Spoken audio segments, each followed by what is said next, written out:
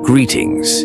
I am Niccolò Machiavelli, and I have returned from the grave to share with you the most guarded secret of the wealthy elite, a secret so powerful that they would prefer you remain ignorant of it forever.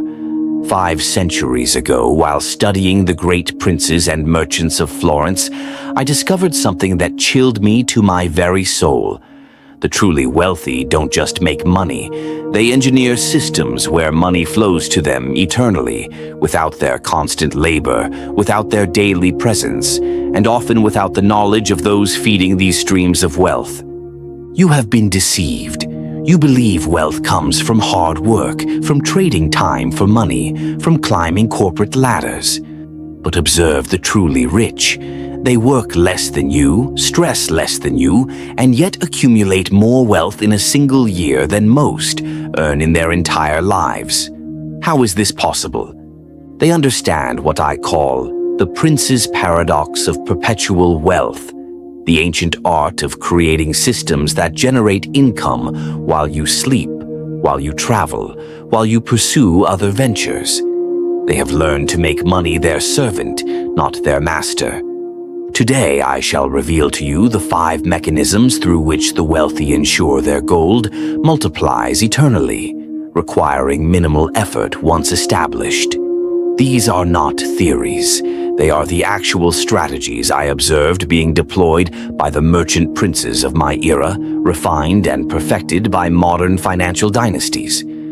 But beware, once you understand these principles, you cannot claim ignorance. You will see clearly how those around you remain trapped in cycles of financial servitude, while a select few live as financial royalty. The question becomes, will you use this knowledge to join their ranks, or will you allow these insights to torment you as you continue serving systems designed to keep you financially dependent? The choice, as always, belongs to the prince, who is wise enough to seize it. The merchant's secret. Why assets rule, while labor serves. In the year 1503, I observed something that forever changed my understanding of wealth. 2 men entered Florence's markets with equal amounts of gold. The first, a hard-working blacksmith, used his gold to buy better tools and work harder, faster, longer. The second, a cunning merchant, used his gold to purchase 3 small workshops, employing others to create goods he would sell. 1 year later, the blacksmith had marginally more gold, the reward for endless labor and superior skill. But the merchant, he had tripled his wealth while spending his days studying markets, building relationships, and planning new ventures. The workshops generated income, whether he was present or absent, awake or asleep. This is the fundamental distinction that separates the wealthy from the working, assets versus labor. You have been conditioned to believe that your labor, your time, your skills, your effort, is your most valuable possession. This is the cruelest deception ever perpetuated upon the masses. Your labor has limits. You have only 24 hours daily, only decades of productive years, only finite energy to expend. But assets? Assets work without rest, without vacation, without demanding higher wages or better conditions. The wealthy understand that every dollar spent on consumption makes them poorer, while every dollar invested in income-producing assets makes them richer forever. They purchase apartment buildings that generate monthly rental income. They acquire businesses that produce profits, whether they're managing them or lying on a beach in Tuscany. They buy stocks in companies whose earnings flow to them quarterly, regardless of their personal productivity. But here's what the masses fail to grasp. You don't need millions to begin this transformation. You need understanding. That coffee you purchase daily for $5, invested in dividend-paying stocks, those same $5 could generate income for decades. That car payment consuming hundreds monthly, redirected toward real estate investment, it could purchase properties that pay you rent indefinitely. The wealthy view every expenditure through this lens. Does this purchase make me money, or does it cost me money? They postpone gratification on consumable goods to accelerate their acquisition of income-producing assets. They live below their means not from stinginess, but from strategic wisdom. Every dollar not spent on temporary pleasures is a dollar available to purchase permanent income streams. Consider this carefully. Would you rather own the factory or work in the factory? Would you rather collect rent or pay rent? Would you rather receive dividends or receive wages? The wealthy have answered these questions definitively. They position themselves on the receiving end of financial flows, not the paying end. This is why the rich get richer while the poor remain trapped. The poor spend their money and wonder where it went. The rich invest their money and watch where it multiplies. The art of financial warfare. Debt as weapon and shield. Listen carefully, for I am about to reveal how the financial elite wage war, using debt as both weapon and armor, a strategy so sophisticated that their victims thank them for the privilege of being defeated. In my time, I witnessed princes who understood that debt could be wielded like a sword to cut down enemies and a shield to protect wealth. The ignorant fear all debt equally, but the strategic mind recognizes that debt comes in two forms, that which enslaves you and that which enriches you. The masses accumulate enslaving debt, credit cards for consumption, auto loans for depreciating vehicles, personal loans for vacations and luxuries. This debt demands monthly tribute, offering nothing in return except the temporary pleasure of possessing things they cannot afford. Such debt transforms free men into servants, binding them to endless labor to service obligations that produce no income. But observe how the wealthy deploy debt as a weapon of enrichment. They borrow money at low interest rates to purchase assets that generate higher returns. They use other people's money to control properties worth millions while investing only thousands of their own capital.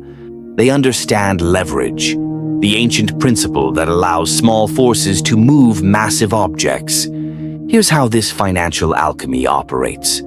Imagine you can borrow $400,000 at 4% interest to purchase a property that generates 8% returns annually.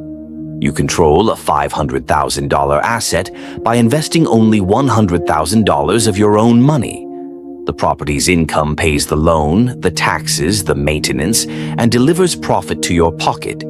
In 10 years, you own the entire property, but you've been receiving income throughout the decade while building equity with borrowed money. The sophisticated wealthy go further. They use appreciation and cash flow from their first property to secure loans for additional properties. One property becomes two become four become 8. Each acquisition is funded primarily with borrowed money. Each property generates income, and their wealth compounds exponentially without proportional increases in their personal labor. But the masterstroke, and here's where the wealthy demonstrate their understanding of financial warfare, is that while poor and middle-class people pay taxes on their earned income first, then live on what remains, asset owners pay their expenses first, then pay taxes only on what's left. The tax code itself is written to reward those who understand this game while penalizing those who rely solely on labor. The business owner deducts travel, meals, office expenses, equipment, and countless other costs before calculating taxable income. The real estate investor deducts maintenance, depreciation, management fees, and interest payments. The wealthy often pay lower effective tax rates than their employees, not through illegal schemes, but through legal strategies embedded in tax codes designed by and for asset owners.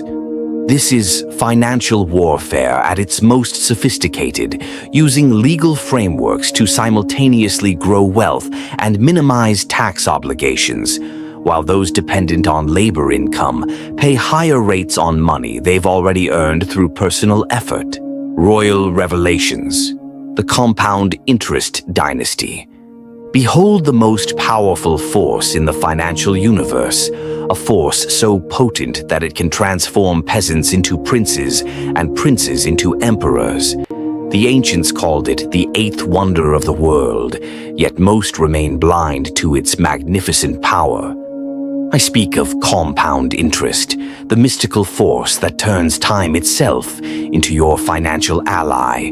But first, let me shatter a dangerous illusion. You believe you need large sums to begin building wealth. This belief keeps millions trapped in financial servitude, while the enlightened few harness compound interest to create fortunes from modest beginnings. Consider this revelation: a person who saves merely $500 monthly from age 25 to 35, just 10 years of modest discipline, and then never adds another dollar, will accumulate more wealth by retirement than someone who saves $500 monthly from age 35 to 65, 30 years of identical effort. Why? Because compound interest rewards early action with exponential returns. The wealthy understand that compound interest is not arithmetic, it's geometric. In the early years, growth appears modest. A $10,000 investment earning 10% becomes $11,000. Unimpressive. But observe what happens across decades. That same investment becomes $67,000 after 20 years, $175,000 after 20 years, 30 years, and $453,000 after 40 years. The same principle, untouched, multiplies 45-fold through the mystical power of compounding. But here's the secret the wealthy guard most jealously. They don't just save money and wait for compound interest to work. They accelerate the process by consistently adding to their investments while reinvesting every penny of returns. They never spend the dividends, never cash out the gains, never interrupt the compounding cycle. They also understand that compound interest operates in multiple dimensions simultaneously. Their real estate appreciates while generating rental income that's reinvested in additional properties. Their business equity grows while producing profits that fund expansion or additional ventures. Their investment portfolios increase in value while paying dividends that purchase more shares. The truly sophisticated wealthy create what I call compound acceleration systems. Structures where multiple income streams feed into investments that generate additional income streams. The rental income from properties funds stock purchases. The dividends from stocks fund business investments. The profits from businesses fund additional real estate. Each component feeds the others in an endless cycle of wealth multiplication. Meanwhile, the masses interrupt their compound interest constantly. They cash out investments for vacations, withdraw retirement funds for emergencies, spend windfalls on consumption rather than investment. They start and stop their wealth-building efforts, never allowing compound interest to reach its full magnificent potential. Time is the secret ingredient that transforms compound interest from mathematical concept into wealth-building miracle. The wealthy begin early, add consistently, reinvest religiously, and never interrupt the process. They understand that compound interest is not just about money. It's about the patience to allow time to work its mathematical magic on their behalf. Venetian trading secrets, multiple income fortresses. In the great trading empire of Venice, I discovered merchants who possessed what seemed like magical powers, the ability to generate income from a dozen different sources simultaneously. While common traders depended on single ventures that could fail and destroy them, these merchant princes built what they called income fortresses, multiple revenue streams that protected them from any single source of failure. Today's wealthy have perfected this ancient strategy into a sophisticated system of income diversification that ensures they prosper regardless of economic conditions, market crashes, or industry disruptions. Allow me to reveal their blueprint. The modern merchant prince might collect rental income from 3 different properties in different markets. If one area experiences economic downturn, the others continue generating income. They own shares in companies across various industries: technology, healthcare, consumer goods, energy. When one sector struggles, others typically prosper. But they don't stop at passive investments. They create active income streams through businesses they control. Perhaps they own a consulting firm that generates fees, an online course that produces royalties, and a patent that earns licensing income. Each stream operates independently, but together they create an income fortress that no single economic event can destroy. Here's where the strategy becomes truly sophisticated. They structure these income streams to feed and strengthen each other. The cash flow from rental properties provides capital for stock investments. The profits from their business fund real estate purchases.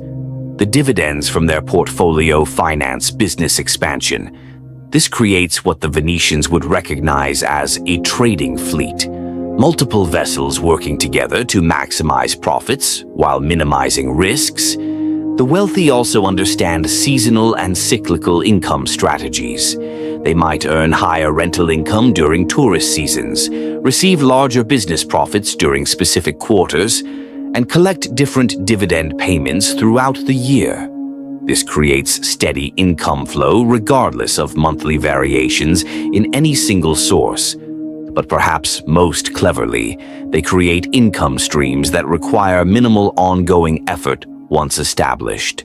Royalties from intellectual property, dividends from stock ownership, rental income from property management companies, and profits from businesses run by competent managers. They engineer their income fortress to operate whether they're actively managing it or traveling the world. The truly advanced practitioners create what I call income multiplication systems, where success in one stream automatically increases income from others. A successful book generates speaking fees and consulting opportunities.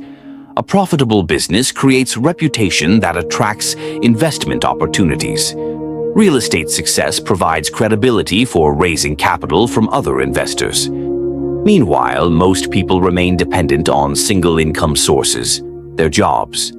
If they lose employment, their income disappears entirely.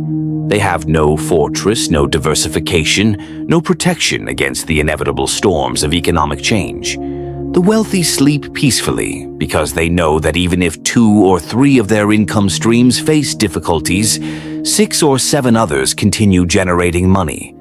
They've created financial immortality, income that transcends their personal circumstances and continues regardless of their individual productivity on any given day. The Florentine final gambit, legacy systems that outlive empires. Now I shall reveal the ultimate secret, the strategy that separates the merely wealthy from the truly powerful dynasties that control resources across generations and centuries. The greatest merchants and princes I studied in Florence didn't just accumulate wealth for their own lifetimes. They created systems designed to generate income indefinitely, enriching their descendants for generations while building legacies that outlive empires themselves. This is the art of creating generational wealth machines, structures so robust and self-perpetuating that they continue producing income long after their creators have returned to dust. Consider the Medici banking dynasty, which influenced European politics for centuries through carefully constructed financial systems that generated income across multiple generations. Or observe modern examples. The Rockefeller fortune continues growing and generating income more than a century after John D. Rockefeller's death, through trusts, foundations, and investment structures designed for perpetual operation. Here's how the generational wealth principle operates. Instead of consuming their wealth, or even consuming all the income their wealth generates, the truly sophisticated wealthy consume only a portion of their investment returns while reinvesting the remainder. This ensures their principal not only remains intact, but continues growing even as they enjoy substantial lifestyles. A simple illustration. If your investments generate $500,000 annually and you live on $300,000, the remaining $200,000 compounds and grows your base wealth. Next year, your larger portfolio generates $550,000, allowing you to spend $330,000 while still reinvesting $220,000. The pattern continues indefinitely. Your lifestyle improves while your wealth grows larger each year. The truly sophisticated wealthy also create what I call knowledge transfer systems, ensuring their descendants understand how to maintain and grow inherited wealth rather than squandering it. They establish family offices, provide financial education, and create governance structures that prevent individual family members from destroying generational assets through poor decisions. Here's your moment of truth. Comment the word empire if you're ready to stop trading time for money and start building systems that generate income while you sleep. But only comment if you're serious about implementing these strategies, not just consuming information. And now, take the first concrete action. Identify one income-producing asset you could purchase within the next 30 days with money you currently spend on consumption. It might be a single share of dividend-paying stock, a small rental property, or launching a simple online business. The size doesn't matter. The beginning does. The wealthy became wealthy by taking action, while others took notes. Which will you choose?